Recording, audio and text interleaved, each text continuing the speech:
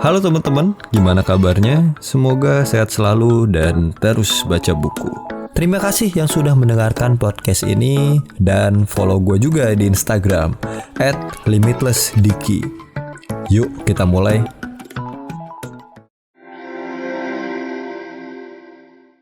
Dua, hadiah dan hukuman. Manipulasi versus inspirasi. Sekarang ini nyaris tidak ada produk atau jasa di pasaran yang tidak bisa dibeli pelanggan dengan harga, kualitas, tingkat layanan, dan fitur yang hampir sama dari orang lain.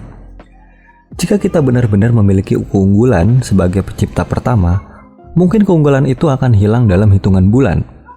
Jika kita menawarkan sesuatu yang benar-benar baru, tidak akan lama kemudian orang lain memunculkan sesuatu yang serupa, bahkan mungkin lebih baik. Tetapi jika kita bertanya kepada kebanyakan bisnis, mengapa pelanggan mereka adalah pelanggan mereka? Maka kebanyakan akan menjawab bahwa hal itu disebabkan keunggulan, kualitas, fitur, harga, atau layanan mereka. Dengan kata lain, sebagian besar perusahaan tidak tahu mengapa pelanggannya mereka adalah pelanggan mereka. Ini suatu kesadaran yang menakjubkan. Jika perusahaan tidak tahu mengapa pelanggan mereka adalah pelanggan mereka, maka kemungkinan besar mereka juga tidak tahu mengapa pegawainya adalah pegawainya. Jika kebanyakan perusahaan tidak benar-benar tahu mengapa pelanggan mereka adalah pelanggan mereka atau pegawai mereka adalah pegawai mereka, lalu bagaimana mereka mengetahui cara untuk menarik lebih banyak pegawai dan menumbuhkan kesetiaan pada pegawai yang telah mereka miliki? Kenyataannya, sebagian besar bisnis masa kini membuat keputusan berdasarkan serangkaian asumsi yang tidak lengkap, atau lebih buruk lagi, asumsi yang sama sekali keliru tentang apa yang menggerakkan bisnis mereka. Hanya ada dua cara untuk mengetahui perilaku manusia, memanipulasi atau menginspirasi. Ketika saya menyebutkan istilah manipulasi, ini belum tentu berkonotasi negatif. Ini adalah strategi yang sangat umum dan cukup adil. Malah sebenarnya banyak dari kita yang melakukannya sejak muda. Aku akan menjadi sahabatmu adalah strategi tawar-menawar sangat efektif yang digunakan oleh berbagai generasi anak-anak untuk mendapatkan sesuatu yang mereka inginkan dari teman sebayanya. Dan seperti yang bisa dikatakan oleh setiap anak yang pernah menyerahkan permen untuk seorang sahabat baru, strategi ini ampuh. Dari bisnis sampai politik. Dari bisnis sampai politik. Manipulasi berlimpah di semua bentuk penjualan dan pemasaran. Manipulasi yang paling khas termasuk menurunkan harga, mengadakan promosi, memanfaatkan rasa takut, tekanan teman-teman, atau pesan-pesan aspirasi dan inovasi yang menjanjikan untuk mempengaruhi perilaku. Apakah itu pembelian, dukungan, atau suara pemilih? Ketika perusahaan atau organisasi tidak memiliki pemahaman yang jelas tentang mengapa pelanggannya adalah pelanggannya, mereka cenderung mengandalkan sejumlah besar manipulasi untuk mendapatkan apa yang mereka butuhkan. Dan untuk alasan-alasan yang baik, manipulasi memang ampuh. Harga. Banyak perusahaan yang enggan menjalankan permainan harga, tetapi mereka tetap melakukannya karena mereka tahu bahwa permainan ini efektif. Malah sebaliknya, begitu efektif sehingga terkadang godaannya terlalu besar. Ada beberapa firma jasa profesional yang ketika menghadapi peluang untuk mendapatkan sebuah bisnis besar, bukan saja menurunkan harga untuk mendapatkan kesepakatan. Terlepas dari apapun alasan yang mereka kemukakan kepada diri mereka sendiri atau kepada klien, harga adalah suatu manipulasi yang sangat efektif. Turunkan harga kita cukup rendah, maka orang lain akan membeli dari kita. Kita melihatnya di akhir musim retail ketika produk-produk diturunkan harga agar habis. Turunkan harga dengan cukup rendah, maka rak-rak akan segera kosong untuk memberi ruang bagi produk musim berikutnya. Tetapi, bermain dengan harga bisa sangat mahal dan menciptakan dilema besar bagi perusahaan. Bagi penjual, menjual berdasarkan harga seperti candu. Manfaat jangka pendeknya fantastis. Tetapi semakin kita melakukannya, semakin sulit menghilangkan kebiasaan itu. Seringkali pembeli terbiasa membayar harga yang lebih rendah dari harga rata-rata untuk suatu produk atau jasa. Sangatlah sulit untuk membuat mereka membayar lebih banyak, dan penjual menghadapi tekanan yang begitu besar untuk menekan harga semakin rendah agar bisa bersaing, mendapatkan laba yang semakin tipis. Ini hanya menggerakkan kebutuhan untuk lebih banyak menjual guna mengimbangi penipisan laba. Dan cara tercepat untuk melakukannya adalah, sekali lagi, memainkan harga.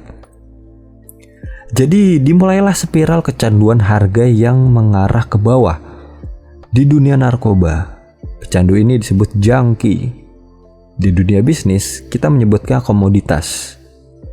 Asuransi, komputer rumah, jasa telepon seluler, semua barang kemasan.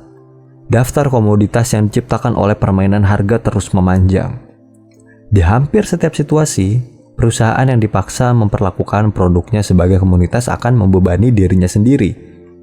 Saya tidak bisa mengatakan bahwa penurunan harga bukanlah cara yang sangat sah untuk menggerakkan bisnis. Tantangannya adalah bagaimana agar bisa tetap menguntungkan.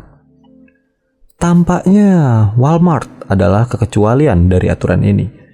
Mereka telah membangun bisnis yang sangat sukses dengan memainkan permainan harga. Tetapi juga ada biaya tinggi yang harus mereka bayar. Skala yang besar telah membantu Walmart menghindari kelemahan yang terkandung di dalam strategi harga ini. Tetapi obsesi mereka terhadap harga yang lebih diutamakan dari semua hal lainnya membuat perusahaan ini penuhi skandal yang mencederai reputasinya. Dan setiap skandal itu lahir dari upaya mereka untuk menurunkan biaya agar mereka bisa menawarkan harga yang sangat rendah. Harga selalu memiliki biaya tertentu. Pertanyaannya, berapa banyak yang siap kita bayar untuk uang yang kita hasilkan? Promosi. General Motors mempunyai tujuan yang berani, memimpin industri otomotif Amerika di bursa saham. Di tahun 1950-an, ada 4 pilihan pabrikan mobil di Amerika Serikat. GM, Ford, Chrysler, dan AMC. Sebelum pembuat mobil asing masuk, GM mendominasi. Seperti yang bisa diduga, persaingan bisa membuat tujuan semakin sulit dipertahankan. Saya tidak perlu menghadirkan data untuk menjelaskan berapa banyak industri mobil telah berubah dalam 50 tahun terakhir. Tetapi General Motors bertahan di sebagian besar abad yang lalu dan mempertahankan dominasinya. Tetapi sejak 1990, saham Toyota di Bursa Amerika Serikat menjadi berlipat ganda. Pada tahun 2007, saham Toyota naik 16,3% dari hanya 7,8%. Dalam periode yang sama, saham GM turun drastis dari 35% di tahun 1990 menjadi 23,8% di tahun 2007. Dan di awal tahun 2008 terjadi sesuatu yang tidak terpikirkan. Konsumen Amerika memilih lebih banyak mobil asing daripada mobil buatan Amerika. Sejak tahun 1990-an, menghadapi serangan persaingan dari Jepang, GM dan pabrikan mobil Amerika lainnya berusaha menawarkan imbalan yang bertujuan menahan penurunan saham mereka dengan promosi besar-besaran melalui iklan. GM menawarkan imbalan pengembalian uang tunai sebesar 500 sampai 7.000 dolar kepada pelanggan yang membeli mobil dan truk mereka. Selama beberapa lama, promosi ini sangat ampuh. Sekali lagi, penjualan GM meningkat. Tetapi dalam jangka panjang, imbalan itu membantu mengikis laba GM secara dramatis dan menempatkan mereka di lubang yang sangat dalam. Di tahun 2007, GM rugi 729 dolar per kendaraan. Yang sebagian besar disebabkan oleh promosi imbalan itu. Menyadari bahwa strategi promosi ini tidak bisa langgeng, GM mengumumkan bahwa mereka akan mengurangi jumlah pengembalian tunai yang mereka tawarkan. Dan bersamaan dengan pengurangan itu, penjualan mereka menurun. Tidak ada uang tunai, tidak ada pelanggan. Industri mobil telah berhasil menciptakan pecandu pengembalian tunai dan pelanggannya. Membangun pendapat bahwa harga penuh itu tidak pernah ada. Apakah itu beli satu dapat dua, atau ada mainan gratis di dalam? Promosi adalah manipulasi yang sudah begitu umum sehingga seringkali kita lupa bahwa kita sedang dimanipulasi. Di lain waktu, ketika kita pergi ke pasar untuk membeli kamera digital misalnya, perhatikan bagaimana kita membuat keputusan. Dengan mudah kita akan menemukan 2 atau 3 kamera dengan spesifikasi yang kita butuhkan. Ukuran, jumlah megapiksel, harga yang setara, nama merek yang baik. Tetapi mungkin ada satu yang memberi promosi, gratis tas atau gratis kartu memori. Mengingat ciri dan keunggulan yang relatif setara, terkadang sedikit tambahan ekstra itulah yang bisa menjungkitkan timbangan. Di dunia bisnis, dengan bisnis promosi tersebut, tambahan nilai, tetapi prinsipnya sama. Memberi sesuatu dengan gratis untuk mengurangi resiko agar seseorang mau berbisnis dengan kita. Dan seperti harga, promosi ini ampuh. Ciri manipulatif dari promosi juga sudah begitu mapan di dunia retail sehingga mereka bahkan telah menamai salah satu prinsipnya. Mereka menyebutnya breakage. Breakage mengukur presentasi pelanggan yang gagal memanfaatkan suatu promosi dan akhirnya malah membayar harga penuh untuk produk itu. Khasnya ini terjadi ketika pembeli tidak bersedia melakukan langkah-langkah yang perlu dilakukan untuk mengklaim potongan harga. Sebuah proses yang sengaja diperumit untuk tidak nyaman untuk meningkatkan kemungkinan kesalahan atau ketidakaktifan agar angka breakage itu bisa naik. Potongan harga itu biasanya mewajibkan pelanggan untuk mengirim bon pembelian, menggunting kode batang dari kemasan, dan mengisi formulir potongan harga yang menyebalkan dengan perincian tentang produk dan cara produk itu dibeli. Mengirim bagian yang salah dari kotak kemasan atau tidak mengisi formulir secara terperinci akan menunda potongan harga selama berminggu-minggu, berbulan-bulan, atau bahkan membatalkannya. Industri potongan harga juga mempunyai nama untuk jumlah pelanggan yang tidak mau bersusah payah mengisi formulir potongan harga atau tidak pernah menguangkan cek potongan harga yang mereka terima. Mereka menyebutnya slippage.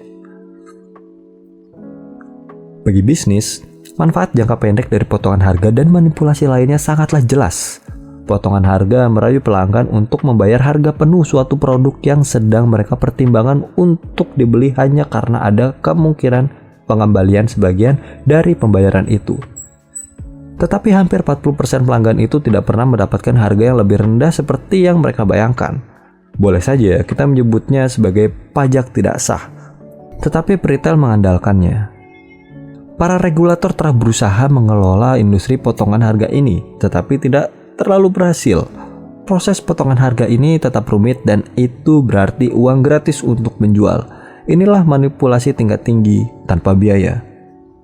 Rasa takut. Jika seseorang menodong bank dengan pisang yang ada di sakunya, dia akan dituduh melakukan perampokan bank. Jelas tidak ada bahaya korban yang tertembak, tetapi yang dipertimbangkan oleh hukum adalah kepercayaan bahwa perampok itu benar-benar memiliki pistol. Dan alasannya sangat bisa dibenarkan, mengetahui dengan baik bahwa rasa takut akan memotivasi korban untuk memenuhi tuntutannya. Perampok yang melakukan tindakan untuk membuat korbannya takut tidak bisa dibantah bahwa rasa takut, apakah itu nyata atau dibayangkan, adalah bentuk manipulasi yang paling berdaya. Sebuah peribahasa lama mengatakan, tidak orang yang pernah dipecat karena mempekerjaan IBM. Ini menjelaskan sebuah perilaku yang benar-benar ditimbulkan oleh rasa takut. Seorang pegawai di bagian pembelian yang bertugas menemukan pemasok terbaik bagi perusahaannya menolak produk yang lebih baik dengan harga yang lebih baik hanya karena produk itu berasal dari sebuah perusahaan yang lebih kecil atau mereknya kurang terkenal. Rasa takut yang nyata maupun dibayangkan bahwa pekerjaan akan beresiko jika terjadi sesuatu yang tidak beres sudah cukup untuk membuatnya mengabaikan tujuan jangka panjang dari pekerjaannya, bahkan melakukan sesuatu yang bukan merupakan hal terbaik bagi kepentingan perusahaan. Ketika rasa takut diberlakukan, fakta menjadi tidak terlalu penting. Rasa takut yang terletak di kedalaman dorongan biologis kita untuk bertahan hidup itu tidak bisa dihapus begitu saja dengan fakta dan angka. Inilah sebabnya terorisme ampuh. Teroris bukan menyakiti orang dengan kemungkinan berdasarkan angka statistik, tetapi bisa melumpuhkan populasi dengan rasa takut bahwa teror itu bisa terjadi. Sebagai manipulator yang sangat berdaya, rasa takut sering digunakan untuk tujuan yang tidak terlalu jahat. Kita menggunakannya untuk membesarkan anak-anak. Kita menggunakannya untuk memotivasi orang mematuhi kode etik. Rasa takut selalu digunakan di iklan layanan masyarakat. Misalnya dalam suatu menganjurkan keamanan anak atau kesadaran akan AIDS, atau perlunya menggunakan sabuk pengaman. Setiap orang yang pernah menonton televisi di tahun 1980-an sudah mendapatkan iklan anti obat terlarang dalam dosis yang sangat besar. Termasuk satu iklan obat layanan masyarakat yang sangat sering ditiru dari program pemerintah federal untuk melawan penggunaan obat terlarang pada remaja.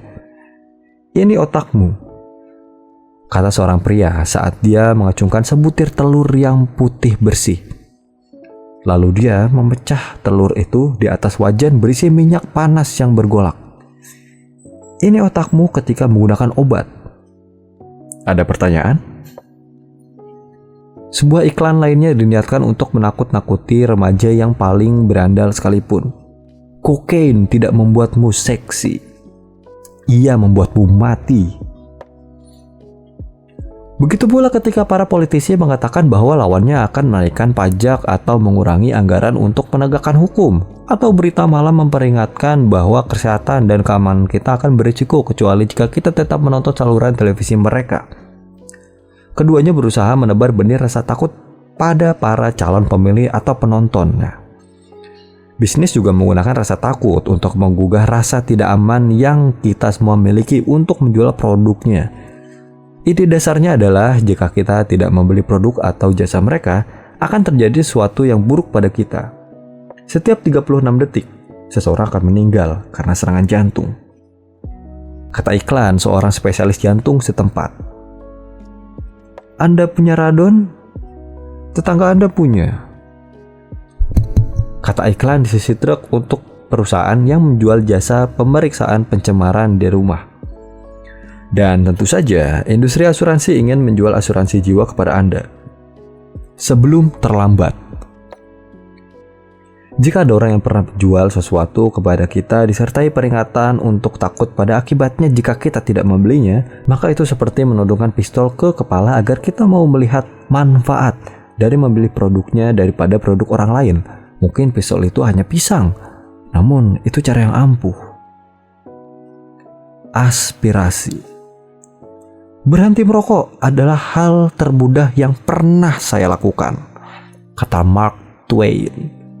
Sudah ratusan kali saya melakukannya. Jika rasa takut memotivasi kita untuk menjauh dari sesuatu yang mengerikan, pesan-pesan aspirasi menggerakkan kita kepada sesuatu yang diinginkan. Para pemasar sering bicara tentang pentingnya tindakan menjual yang aspiratif, menawarkan sesuatu yang ingin dicapai oleh calon pembeli serta kemudahan untuk mencapai apa yang pembeli inginkan dengan produk atau jasa yang mereka jual. 6 langkah menuju hidup lebih bahagia.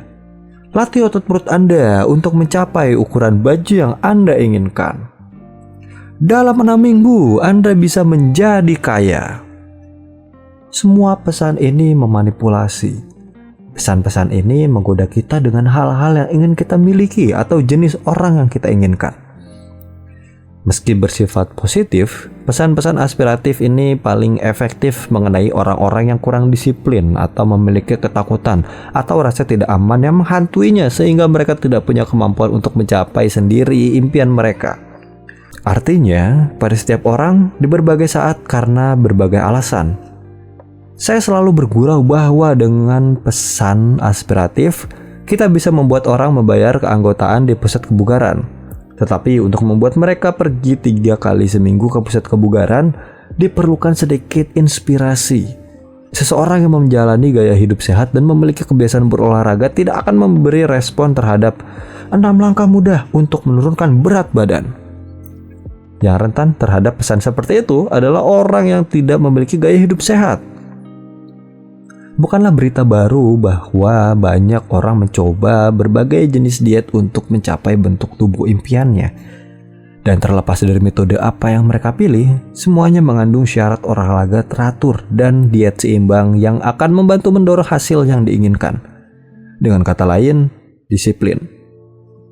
Keanggotaan di pusat kebugaran cenderung meningkat 12% di setiap bulan Januari. ketika orang berusaha melaksanakan niat tahun barunya untuk menjalani hidup sehat. Tetapi hanya sebagian kecil dari mereka yang masih datang ke pusat kebugaran di akhir tahun. Pesan-pesan aspiratif bisa mendorong perilaku, tetapi seringkali perilaku itu tidak langgeng. Pesan aspiratif bukan hanya efektif di pasar konsumen, namun juga ampuh di transaksi bisnis dengan bisnis. Semua manajer perusahaan, besar dan kecil, ingin sukses, jadi mereka membuat keputusan mempekerjakan konsultan dan memberlakukan berbagai sistem untuk membantu mencapai hasil yang diinginkan. Tetapi seringkali yang gagal bukanlah sistemnya, namun kemampuan untuk mempertahankan sistem itu. Dalam soal ini, saya bisa berbicara dari pengalaman pribadi sendiri. Selama bertahun-tahun, saya telah memberlakukan banyak sistem atau praktik untuk membantu saya mencapai sukses yang saya cita-citakan. Tetapi 2 minggu kemudian, saya menemukan diri saya kembali ke kebiasaan lama. Saya mengaspirasikan sebuah sistem yang akan membantu saya untuk tidak memberlakukan sistem-sistem mencapai semua aspirasi saya. Tetapi mungkin saya tidak akan mampu menjalankannya dalam waktu yang lama. Respons jangka pendek terhadap hasrat jangka panjang ini juga berjaya di dunia korporasi. Seorang teman saya yang adalah konsultan manajemen dipekerjakan oleh sebuah perusahaan yang bernilai $1 miliar untuk membantu mereka memenuhi tujuan dan aspirasinya. Teman ini menjelaskan, terlepas dari apa isunya, masalahnya adalah para manajer perusahaan selalu tertarik kepada pilihan yang lebih cepat, lebih murah dibandingkan jalan keluar jangka panjang. Persis seperti orang yang memiliki kebiasaan berdiet. Mereka tidak pernah punya waktu atau uang untuk melakukan dengan benar sejak awal, katanya tentang kliennya. Tetapi mereka selalu punya waktu dan uang untuk mengulang. Tekanan kelompok. 4 dari 5 dokter gigi memilih Trident. Seru dari iklan permen karet yang berusaha mendorong kita untuk membeli produk mereka. Suatu studi teruji yang dilakukan di universitas terkemuka menyimpulkan, mengasungkan info iklan televisi di tengah malam. Jika produk ini cukup baik untuk para profesional, maka ini baik juga untuk Anda, kata iklan di kemasan telur. Dengan 1 juta pelanggan yang puas dan jumlahnya masih terus bertambah, goda iklan yang lain. Semua ini adalah bentuk-bentuk tekanan kelompok ketika pemasar melaporkan bahwa sebagian besar populasi atau sekelompok pakar pembeli produk mereka dibandingkan produk lain. Mereka berusaha membujuk pembeli untuk percaya bahwa produk yang mereka jual itu lebih baik. Tekanan kelompok bisa ampuh karena kita percaya bahwa suara terbanyak atau para pakar lebih tahu dibandingkan kita. Tekanan kelompok ini bukanlah karena suara terbanyak atau para pakar selalu benar, tetapi karena kita takut bahwa kita salah. Terkadang dukungan selebritas, celebrity endorsement, digunakan untuk menambah tekanan ini. Kita dianggap akan berpikir, jika dia menggunakannya, pastilah produk itu bagus. Ini masuk akal ketika kita mendengar Tiger Woods menganjurkan produk-produk golf dari Nike atau bola golf Titleist. Kesepakatan Wood dengan Nike diakui telah memasukkan nama Nike ke peta dunia golf. Tetapi Tiger juga menganjurkan mobil General Motors, jasa konsultasi manajemen, kartu kredit, makanan, dan arloji Tag Heuer yang dirancang khusus untuk pegolf. Katanya arloji itu bisa bertahan terhadap benturan sebesar 5.000 gram. Benturan yang lebih mungkin dialami oleh bola golf daripada pegolfnya. Tetapi Tiger menganjurkannya, jadi pastilah arloji itu bagus. Dukungan selebritas juga digunakan terkait dengan aspirasi atau hasrat kita agar menjadi seperti mereka. Contoh paling jelas adalah kampanye, "Saya ingin seperti Mike" dari Gatorade, yang mengatakan anak-anak akan tumbuh menjadi seperti Michael Jordan jika mereka meminum Gatorade. Meski ada begitu banyak dukungan selebritas, tidaklah mudah mengenali keterkaitan. Misalnya, Sam Waterston yang tersohor dari serial televisi Law and Order mengiklankan perdagangan online TD Ameritrade. Tetapi tidaklah jelas apa yang dilakukan oleh aktor yang terkenal karena menghukum para pembunuh ini untuk merek yang iklannya. Saya rasa karena dia bisa dipercaya. Orang muda yang telah terkesan bukanlah satu-satunya sasaran dari tekanan kelompok. Sebagian besar dari kita pernah mengalami situasi ditekan oleh seorang penjual. Pernahkah Anda menghadapi perwakilan penjualan yang perusahaan menjual beberapa solusi kantor dengan mengatakan bahwa 70% pesaing Anda menggunakan jasa mereka? Jadi, mengapa Anda tidak menggunakannya? Tetapi bagaimana jika 70% pesaing Anda itu idiot? Atau bagaimana jika yang 70% itu diberi sangat banyak nilai tambah atau ditawari harga yang begitu rendah sehingga mereka tidak bisa menolak peluang itu? Praktik ini dirancang untuk melakukan satu hal saja, menekan kita untuk membeli, untuk membuat kita merasa ketinggalan sesuatu yang sudah diketahui semua orang kecuali kita. Lebih baik ikut suara terbanyak, bukan? Mengutip kata-kata ibu saya, jika teman-temanmu memasukkan kepalanya ke dalam oven, apakah kau juga akan melakukannya? Sayangnya, jika Michael Jordan atau Tiger Woods dibayar untuk melakukan hal itu, mungkin tindakan mereka itu akan mulai menjadi tren terbaru. Kebaruan alias inovasi. Dengan inovasi besar pada desain dan rekayasa, Motorola telah menciptakan berbagai hal pertama pada telepon. Kata sebuah pengumuman untuk media di tahun 2004 yang mengumumkan peluncuran produk terbaru dari pabrikan telepon seluler itu ke dalam pasar telepon seluler yang memiliki persaingan yang sangat tinggi. Kombinasi dari logam seperti aluminium yang digunakan untuk pesawat terbang, disertai kemajuan-kemajuan baru seperti antena dalam dan papan tombol yang dietsa secara kimia, membuat terciptanya piranti yang ketebalannya hanya 13,9 mm. Dan strategi itu ampuh, jutaan orang bergegas mendapatkannya.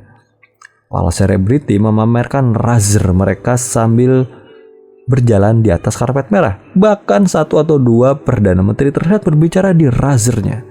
Dengan penjualan lebih dari 50 juta unit, hanya sedikit orang yang bisa membantah sukses besar Razr.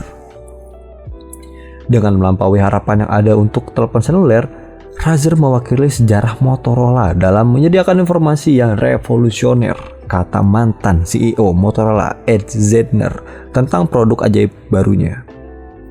Sekaligus menerapkan standar baru bagi produk masa depan dengan keluar dari industri piranti nirkabel. Suatu produk baru ini adalah sukses keuangan yang sangat besar bagi Motorola. Ini sungguh inovasi yang luar biasa besar. Atau benarkah begitu? Kurang dari 4 tahun kemudian, Zander tersingkirkan. Saham Motorola diperdagangkan pada 50% dari nilai rata-ratanya sejak peluncuran Razr. Dan pesaing Motorola dengan mudah melampaui ciri-ciri serta fungsionalitas Razr dengan telepon-telepon baru yang sama inovatifnya. Sekali lagi, Motorola kembali ke pabrikan telepon seluler biasa yang berujung memperebutkan bagiannya. Seperti banyak perusahaan sebelumnya, perusahaan ini menyalahartikan inovasi dengan kebaruan. Inovasi yang sejati akan mengubah alur industri atau bahkan masyarakat. Bola lampu, oven gelombang mikro, mesin faksimili, iTunes. Ini semua adalah inovasi sejati yang mengubah cara kita menjalankan bisnis, cara kita menjalani hidup, dan pada kasus iTunes, menantang industri untuk merombak total model bisnisnya. Penambahan kamera pada telepon seluler misalnya bukanlah inovasi. Memang sebuah ciri yang bagus, tetapi tidak mengubah alur industri. Dengan mengingat perumusan yang baru ini, penjelasan Motorola terhadap produk barunya itu hanyalah sebuah daftar fitur yang hebat. Bungkus logam, antena tersembunyi, papan tombol yang datar, dan telepon yang tipis. Nyaris bukan inovasi yang revolusioner. Motorola telah berhasil merancang benda menggilat terbaru yang menggembirakan orang-orang. Setidaknya sampai muncul benda menggilat baru lainnya. Dan itulah sebabnya mengapa fitur ini hanya merupakan kebaruan alih-alih inovasi. Mereka ditambahkan dalam upaya membedakan diri, tetapi bukan penciptaan ulang. Ini bukan hal yang buruk, tetapi tidak bisa diperhitungkan sebagai penambah nilai jangka panjang. Kebaruan bisa menggerakkan penjualan, Razer telah membuktikannya. Tetapi dampaknya tidak langgeng. Sebuah perusahaan sering menambah terlalu banyak ide baru. Dampaknya bisa serupa dengan permainan harga kepada produk atau kategori. Dalam upaya untuk membedakan diri, dengan lebih banyak fitur, produk bisa tampak dan terasa seperti komoditas dan seperti harga.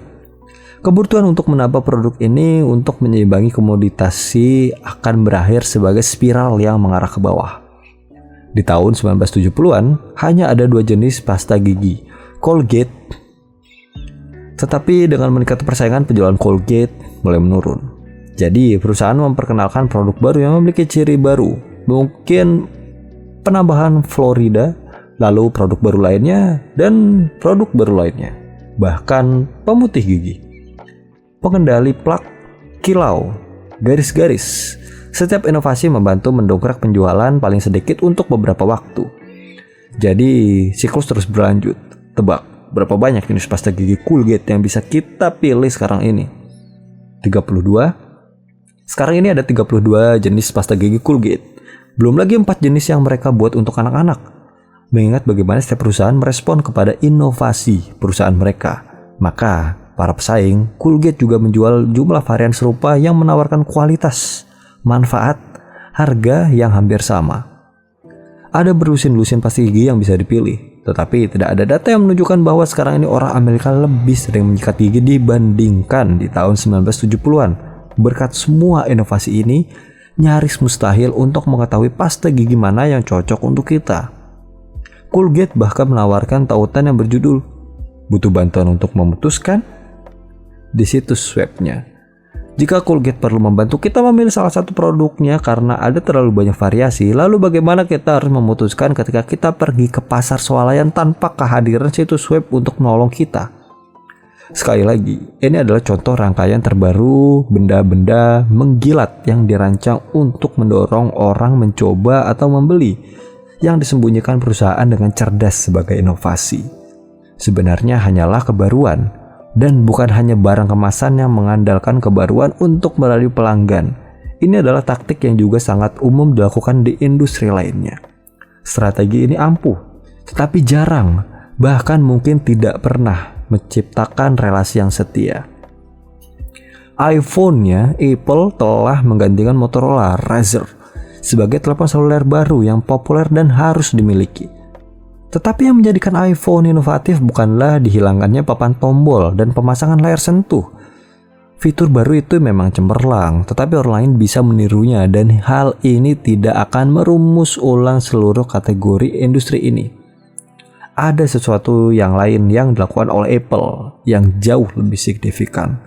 Apple bukan saja memimpin cara telepon seluler dirancang, tetapi dengan cara yang khas Apple, ia juga memimpin cara industri telepon seluler berfungsi. Di dalam industri telepon seluler, penyedia layananlah dan bukan pabrikan telepon yang menentukan semua fitur dan keunggulan yang bisa ditawarkan oleh sebuah telepon. T-Mobile, Verizon Wireless, Sprint, AT&T, semua mendikte apa yang bisa dilakukan oleh telepon kepada Motorola, Nokia, Ericsson, LG, dan pabrikan lainnya. Lalu Apple muncul.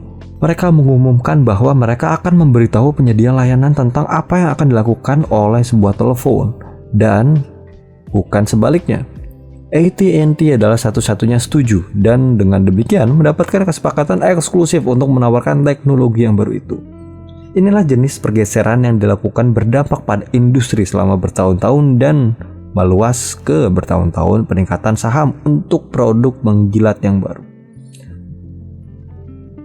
Sungguh-sungguh baru kan?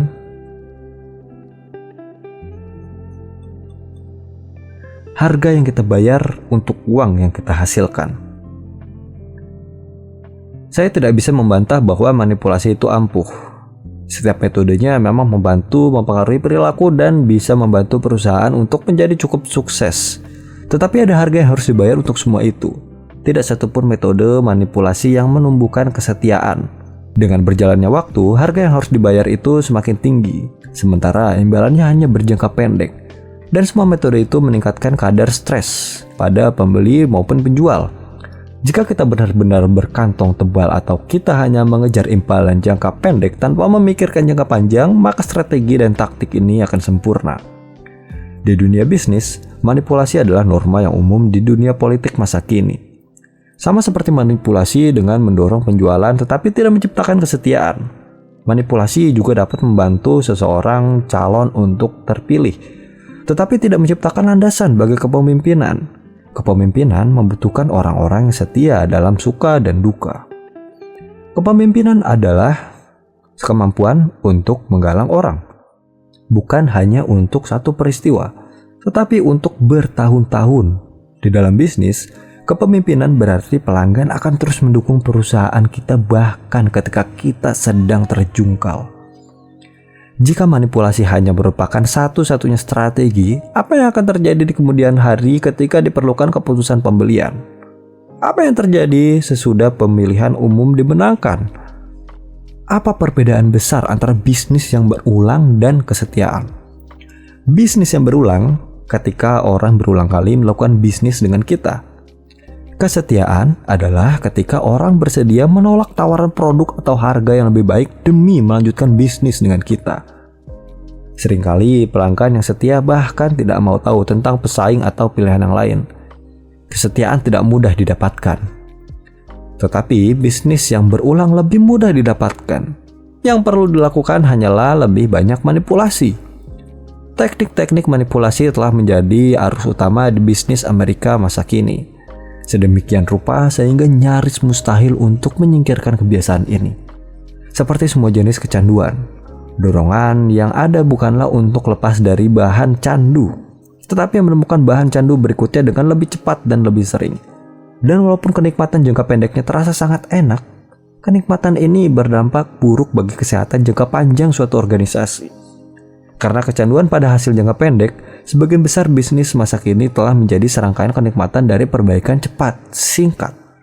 Taktik-taktik jangka pendek ini telah menjadi begitu canggih sehingga sekarang ini telah berkembang suatu ekonomi yang khusus untuk melayani manipulasi, lengkap dengan angka statistik dan ilmu pengetahuan yang semu.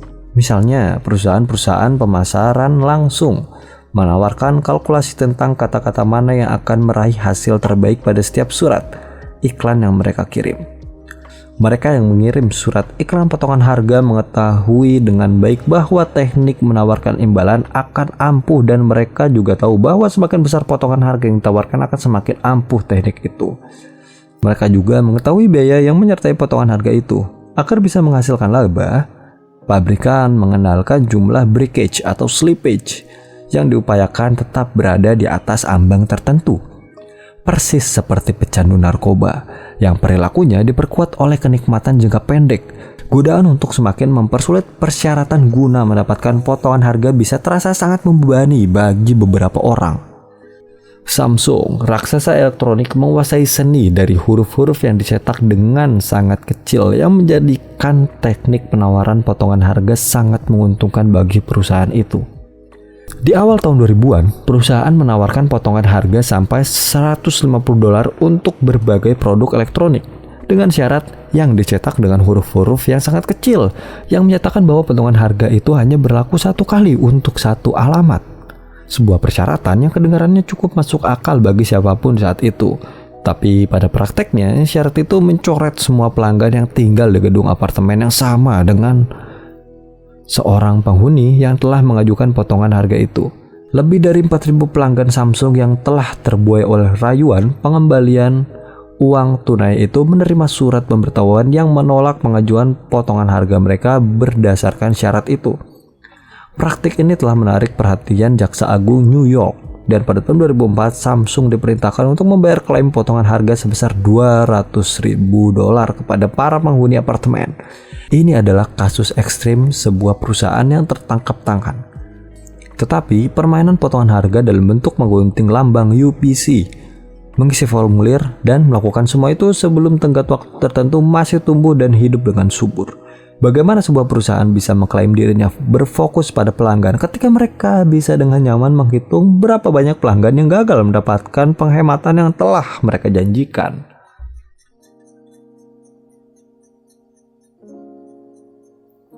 Manipulasi menjurus ke transaksi, bukan ke kesetiaan. Sederhana saja, jelas sebuah iklan TV. Cukup memasukkan perhiasan emas Anda ke dalam amplop berbayar dan diasuransikan, maka kami akan cek senilai harga emas Anda dalam waktu 2 hari. MyGoldenEnvelope.com adalah salah satu pemimpin di dalam industri ini. Melayani jasa perantara yang membeli emas untuk diatur ulang dan dijual kembali ke pasar komoditas. Ketika Douglas Fairstein dan Michael Moran memulai perusahaannya, mereka ingin menjadi yang terbaik di dalam industrinya. Mereka ingin mengubah industri yang memiliki reputasi sebagai toko barang bekas di gang kecil menjadi toko menggilat ala Tiffany. Mereka menanam modal untuk menyajikan pengalaman yang sempurna. Mereka berupaya membuat pengalaman layanan pelanggan yang ideal. Keduanya adalah wirausahawan sukses dan tahu pentingnya membangun merek dan pengalaman pelanggan yang kuat. Mereka menghabiskan banyak uang untuk mencapai keseimbangan yang tepat dan memastikan bahwa fitur mereka tersampaikan dengan melalui iklan respons langsung di berbagai stasiun televisi kabel lokal dan nasional. Lebih baik daripada yang lain, kata mereka, dan mereka benar, tetapi investasi mereka tidak berbuah seperti yang diharapkan. Beberapa bulan kemudian, Fairstein dan Moran mendapatkan penemuan yang penting. Hampir semua pelanggan mereka hanya satu kali berbisnis dengan mereka. Mereka memiliki bisnis transaksi, tetapi mereka berusaha menjadikannya lebih dari itu. Jadi, mereka berhenti berusaha membuat layanan mereka lebih baik dari yang lain, dan hanya berusaha untuk sekedar baik. Mengingat sebagian besar orang tidak akan menjadi pelanggan yang berulang, maka pelanggan tidak akan melakukan perbandingan dengan penyedia jasa lainnya. Jadi mereka hanya perlu menggerakkan keputusan pembelian dan memberi pengalaman yang cukup menyenangkan sehingga si pengguna jasa akan merekomendasikannya lagi kepada teman yang lain. Tidak perlu lebih dari itu. Begitu pemilik MyGoldenEnvelope.com sadar bahwa mereka tidak perlu berinvestasi untuk hal-hal yang membangun kesetiaan jika sebenarnya mereka hanya ingin menggerakkan transaksi bisnis maupun menjadi jauh lebih efisien dan lebih menguntungkan. Untuk transisi yang terjadi rata-rata 1 kali saja. Taktik hadiah dan hukuman adalah cara terbaik untuk mendapatkan perilaku yang diinginkan. Ketika polisi menawarkan hadiah, mereka tidak berusaha membangun relasi dengan saksi atau pelapor. Itu hanya satu transaksi tunggal. Ketika kita kehilangan anak kucing dan menawarkan hadiah untuk orang yang bisa mengembalikannya, kita tidak perlu memiliki relasi yang langgeng dengan orang yang mengembalikan kucing kita. Kita hanya menginginkan kucing kita kembali. Manipulasi adalah strategi yang sangat sah untuk menggerakkan transaksi atau untuk perilaku yang diperlukan 1 kali saja. Atau pada kejadian-kejadian yang langka, hadiah yang digunakan oleh polisi dirancang untuk memberi imbalan kepada saksi guna menghadirkan bukti yang bisa menjurus ke penangkapan. Dan jika seperti promosi, manipulasi akan ampuh jika imbalan dirasakan cukup tinggi untuk melunakkan risikonya. Tetapi dalam situasi di mana seseorang atau organisasi menginginkan lebih dari suatu transaksi, jika ada harapan untuk terbentuknya relasi yang setia dan langgeng, maka manipulasi tidak akan menolong. Misalnya, apakah seorang politisi menginginkan suara atau kesetiaan dari kita? Mencermati cara pemilihan umum dilaksanakan di masa kini, sepertinya yang mereka inginkan hanyalah memenangkan pemilihan. Iklan yang menyerang dan merendahkan lawan fokus hanya pada satu isu saja, dan mengendalikan perasaan takut atau hasrat yang diinginkan orang. Semua ini adalah petunjuk bahwa mereka hanya ingin memenangkan pemilihan. Semua strategi itu memenangkan pemilihan umum, tetapi tidak menumbuhkan kesetiaan pada para pemilih.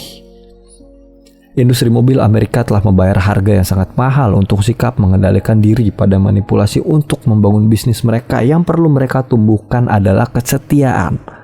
Walaupun manipulasi adalah strategi yang praktis ketika zaman sedang bagus dan uang sedang berlimpah. Perubahan yang terjadi pada kondisi pasar bisa menjadikan strategi itu terlalu mahal. Ketika krisis minyak menghantam di tahun 2008, taktik promosi dan imbalan di industri mobil menjadi kehilangan dayanya. Hal yang sama terjadi di tahun 1970-an. Pada kasus-kasus ini, berapa lama manipulasi dapat menghasilkan manfaat jangka pendek akan bergantung pada berapa lama ekonomi dapat mempertahankan strategi itu. Ini adalah landasan yang lemah untuk membangun bisnis. Suatu asumsi tentang pertumbuhan yang akan tidak pernah berakhir. Meskipun pelanggan yang tidak akan terlalu tergoda oleh tawaran dan imbalan dari pihak lain di masa-masa yang baik, kemudahan bisnis akan mempersulit orang mengenali nilai dari kesetiaan pelanggan. Di saat sulitlah, kesetiaan pelanggan menjadi sangat penting. Manipulasi memang ampuh, tapi juga mahal. Sangat mahal ketika tidak ada uang untuk mendanai strategi manipulasi itu. Ketiadaan pengikut yang setia akan sangat menyakitkan. Setelah peristiwa 11 September, ada pelanggan yang mengirim cek kepada Southwest Airlines untuk menunjukkan dukungan mereka. Di sepucuk surat yang menyertai selembar cek senilai $1.000 tertulis, "Anda telah begitu baik padaku selama bertahun-tahun. Di saat yang sulit ini, aku ingin mengucapkan terima kasih dengan ikut menolong Anda." Cek-cek yang diterima oleh Southwest Airlines jelas tidak cukup untuk menggantikan kerugian perusahaan, tetapi mereka adalah lambang dari perasaan pelanggan kepada merek itu. Para pelanggan itu memiliki rasa kemitraan dengan Southwest Airlines. Perilaku setia dari pelanggan yang tidak mengirim uang nyaris tidak bisa diukur, tetapi dampaknya sungguh tak ternilai dalam jangka panjang, dan itu mendorong Southwest mempertahankan posisinya sebagai maskapai penerbangan yang paling menguntungkan di dalam sejarah. Mengetahui bahwa kita memiliki pelanggan dan pegawai yang setia bukan saja mengurangi biaya, tetapi juga memberi kedamaian pikiran yang sangat besar. Seperti teman setia, kita tahu bahwa pelanggan dan pegawai kita akan ada untuk kita di saat yang paling kita butuhkan. Perasaan bahwa kita bersama-sama dalam menghadapi masalah yang dirasakan oleh semua pelanggan dan perusahaan, pemilih dan orang yang dipilih, bos dan pegawai, itulah yang merumuskan para pemimpin yang hebat. Sebaliknya, mengandalkan manipulasi akan menciptakan stres bagi pembeli maupun penjual. Bagi pembeli akan semakin sulit untuk mengetahui produk, jasa, merek, atau perusahaan mana yang terbaik. Saya bergurau tentang beranak pinaknya variasi pasta gigi dan bagaimana sulitnya memilih pasta gigi yang paling cocok. Tetapi pasta gigi itu hanya perlambang. Hampir semua keputusan yang harus kita buat setiap hari ini dilakukan seperti memilih pasta gigi. Memutuskan firma hukum mana yang akan kita gunakan, sekolah mana yang akan kita masuki, mobil mana yang akan kita beli, perusahaan mana yang akan kita lamar untuk bekerja, calon pemimpin mana yang akan kita pilih. Banyak sekali pilihan yang tersedia. Semua iklan, promosi, dan tekanan diberlakukan untuk mendorong kita ke salah satu arah. Masing-masing berusaha mendorong lebih keras untuk mendapatkan uang atau dukungan kita, dan pada akhirnya menghasilkan satu hasil yang konsisten, stres. Begitu pula bagi perusahaan yang berkewajiban menolong kita untuk memutuskan. Kemampuan mereka yang melakukan kewajiban ini semakin lama semakin menurun. Setiap hari, pesaing melakukan sesuatu yang baru, sesuatu yang lebih baik, terus-menerus memunculkan promosi baru, taktik gerilya pemasaran yang baru, memasang ciri yang baru. Semua ini adalah pekerjaan yang berat, digabung dengan efek jangka panjang dari bertahun-tahun keputusan jangka pendek yang menggerogoti laba. Semua ini juga menaikkan tingkat stres di dalam organisasi. Ketika manipulasi menjadi norma, tidak ada pihak yang menang. Bukanlah kebetulan bahwa menjalankan bisnis dan menjadi bagian dari tenaga kerja di masa kini terasa lebih berat dan lebih penuh stres dibandingkan dulu. Peter Wybrow di dalam bukunya American Mania, When More Is Not Enough, mengatakan bahwa banyak penyakit yang kita alami di masa kini tidaklah terlalu berkaitan dengan makanan buruk yang kita makan atau minyak terhidrogenisasi parsial di dalam diet kita. Alih-alih demikian, kata Wybrow, cara perusahaan Amerika bertumbuh yang telah meningkatkan stres ke tingkatan yang begitu tinggi sampai-sampai membuat diri kita sendiri sakit karenanya. Orang Amerika menderita tukak lambung, depresi, tekanan darah tinggi, kecemasan, dan kanker di tingkatan yang telah memecahkan rekor. Menurut Wybrow, semua janji tentang lebih, dan lebih telah membebani sirkuit hadiah di dalam otak secara berlebihan. Manfaat jangka pendek yang menggerakkan bisnis Amerika di masa kini sebenarnya menghancurkan kesehatan kita.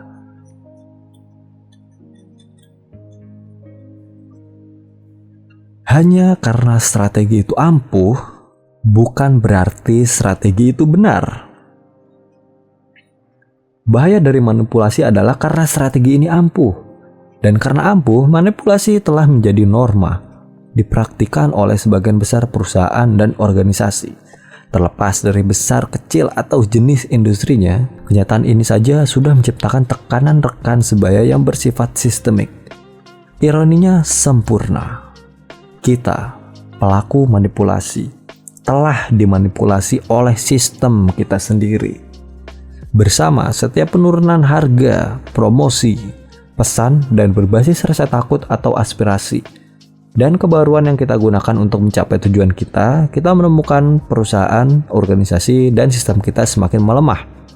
Krisis ekonomi dunia dimulai tahun 2008 hanyalah salah satu contoh, walaupun ekstrim, dari apa yang bisa terjadi jika sebuah asumsi yang keliru diperbolehkan untuk berlangsung terlalu lama.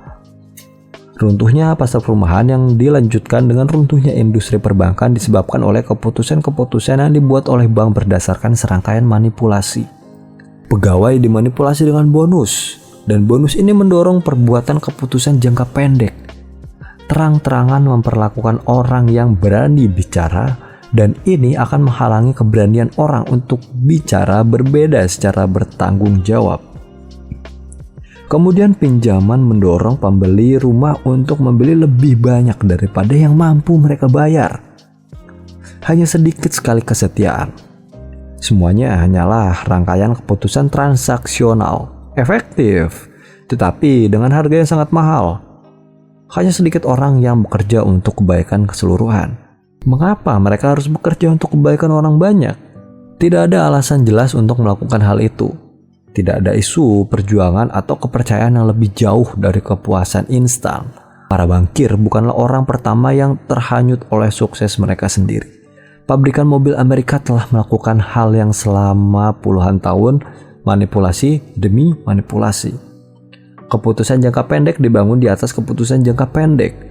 Macet atau bahkan runtuh adalah satu-satunya kesimpulan yang logis jika manipulasi adalah pilihan tindakan yang utama.